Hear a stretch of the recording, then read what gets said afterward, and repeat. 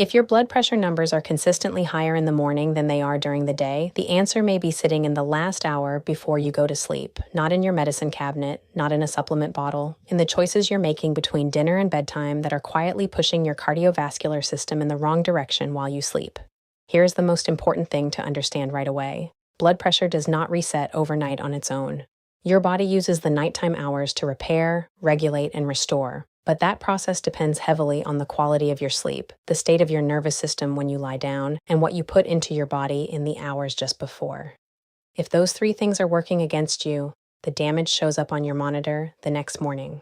The drink that fits best into a smart bedtime routine for most seniors with high blood pressure is unsweetened hibiscus tea. It is caffeine-free, which means it does not stimulate your nervous system at the exact moment your body needs to calm down. And research published in peer-reviewed journals, including a study in the Journal of Nutrition, has shown that regular consumption of hibiscus tea can produce modest but measurable reductions in systolic blood pressure in adults with elevated readings. Not dramatic, not a cure, but real and repeatable when used correctly. One small cup brewed from plain hibiscus tea bags, no sweetener, no added juice, no flavoring, consumed about 45 to 60 minutes before bed. That is the foundation. But the tea is only one part of the story, and if you focus only on the drink and ignore everything around it, you will almost certainly be disappointed. So let's go through this carefully, starting with why the nighttime hours matter so much in the first place. Margaret was 71 and doing nearly everything right. She had reduced her sodium, she walked most mornings, she took her prescribed medication without skipping,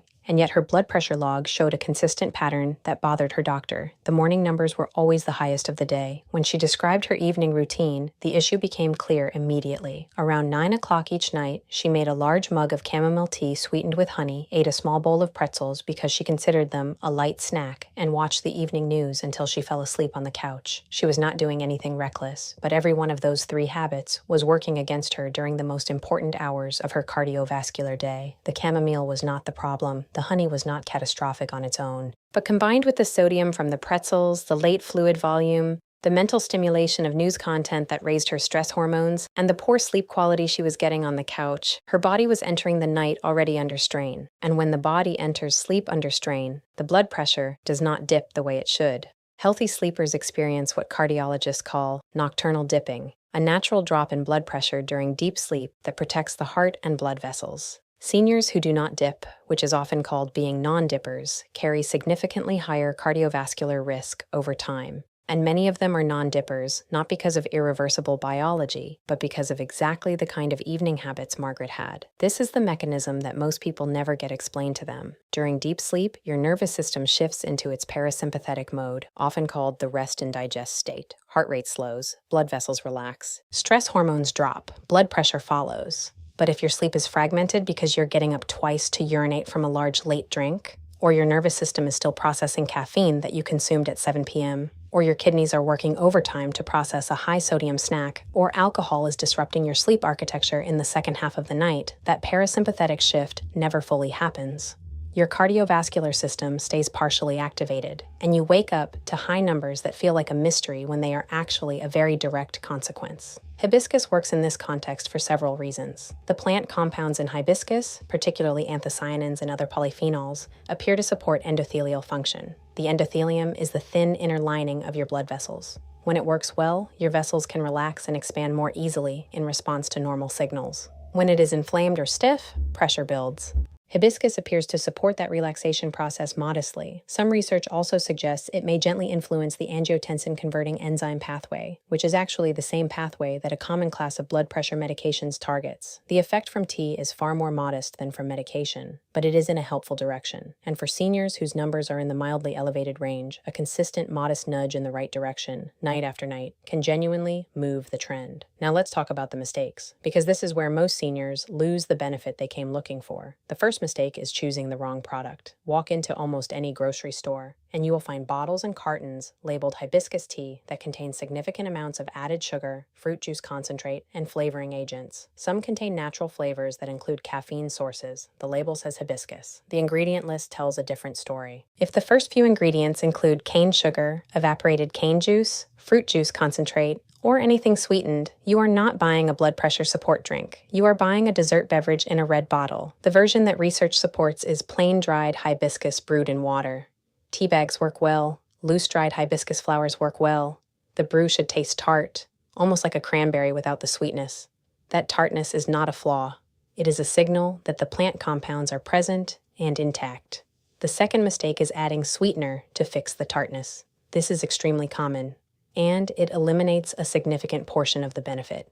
When you add sugar, honey, agave, or sweetened juice to bring the flavor to a more pleasant place, you are creating a blood sugar event in the hour before sleep. That spike and the insulin response that follows is metabolically disruptive at night. It can affect sleep quality, it can affect weight over time, and it blunts the cardiovascular benefit you were seeking in the first place. If the straight tea is too tart, dilute it with more water rather than sweetening it. Use a slightly shorter steeping time to reduce intensity. Give yourself 1 to 2 weeks, because taste adapts remarkably well when you are not fighting it with sweetness. The third mistake is drinking it too late and in too large a quantity. Seniors who wake up 1, 2, or 3 times a night to urinate already have a significant blood pressure problem on their hands, because fragmented sleep activates the stress hormone system repeatedly through the night. Adding a large bedtime drink to that situation makes things worse, not better. Even a helpful drink becomes unhelpful when the timing and volume cause sleep disruption. One modest cup, about 6 to 8 ounces, consumed 45 to 60 minutes before bed rather than immediately before lying down, is the sensible approach. That timing gives your body a window to process the fluid and empty your bladder before sleep begins. If you are highly sensitive to nighttime urination, you might move the cup even earlier, to 90 minutes before bed, and reduce the volume further. The ritual and the compounds still matter even in a smaller amount. The fourth mistake is pairing the tea with the habits that raise blood pressure in the first place. This sounds obvious once you say it out loud, but it is remarkably common. People adopt a blood pressure supporting drink and then have it alongside salted crackers, processed cheese, cured deli meat, packaged soups, or any other high-sodium evening snack. Sodium causes the body to retain fluid. Retained fluid increases the volume of blood circulating through your vessels.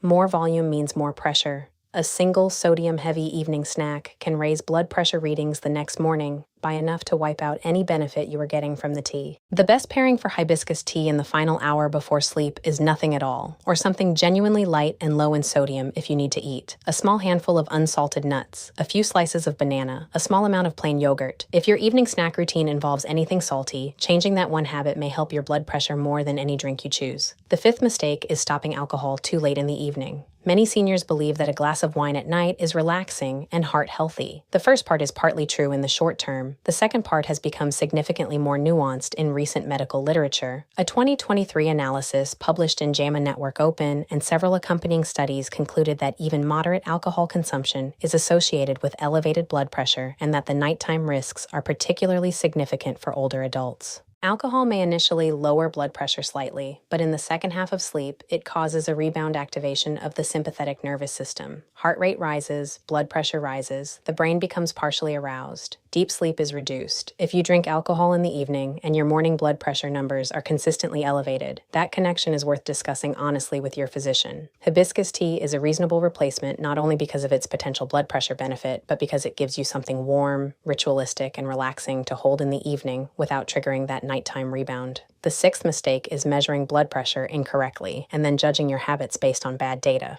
This causes good habits to get abandoned every day. If you check your blood pressure right after getting out of bed, after walking to the bathroom, after a stressful phone call, after your first cup of coffee, or after 5 minutes of worrying about what the number is going to be, you are not measuring your resting blood pressure. You are measuring the result of those activities. Accurate morning blood pressure measurement requires sitting quietly in a chair with your back supported and your feet flat on the floor for 5 full minutes before checking. The cuff should be on your bare upper arm, not over clothing. Your arm should rest at heart level on a flat surface. You should not have had caffeine or exercise in the 30 minutes prior. If you take 2 readings, 2 minutes apart, and average them, you will get cleaner data than a single reading taken in a hurry. Track the trend over days and weeks, not a single number on a single morning. The seventh mistake, and the one that undermines the most seniors, is expecting rapid dramatic change and quitting when it does not appear. Blood pressure is a living signal shaped by dozens of factors simultaneously. It is not a light switch that one drink can flip. What you are building with a consistent, improved nighttime routine is a new baseline. A calmer nervous system at night, better sleep quality, less fluid retention in the morning, steadier readings over time. That kind of improvement often takes 2 to 4 weeks of consistent practice to show up clearly in your log. Some days within those weeks will still show higher numbers because you had a stressful day, ate something saltier than usual, or slept poorly for reasons outside your control. normal. Those individual days are not failures. They are data.